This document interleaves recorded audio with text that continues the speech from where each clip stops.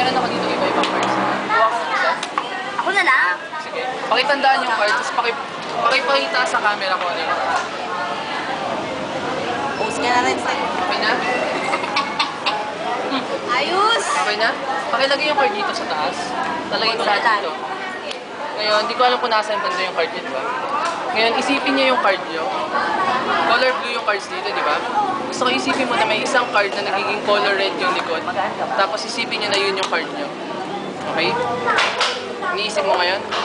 Kasi pag nag-snap ako, habang iniisip mo yun, may isang card dito na nagiging iba yung color compared sa iba.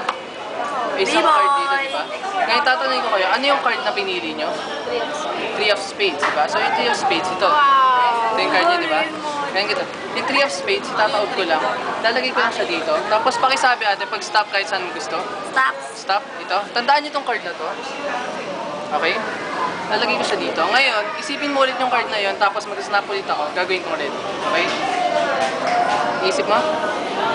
Mag-snap ulit ako. May isang card na naging color red dito. Teka. Wala kayong nakikita ang card na red? Wala. Wala? Teka. Ulitin ko yung tanong ha. Wala kayong nakikita ang color red na card? Ayun. Hmm? Ito. Ito. Pero, hindi. Kasi, ano bang card to? Three of Spades. Three of Spades. Ano yung nakita niyong card? Nine of Hearts. Nine of Hearts. Kasi yung Three of Spades, actually, illusion lang yun. Ito talaga yung card na red. Ang galing.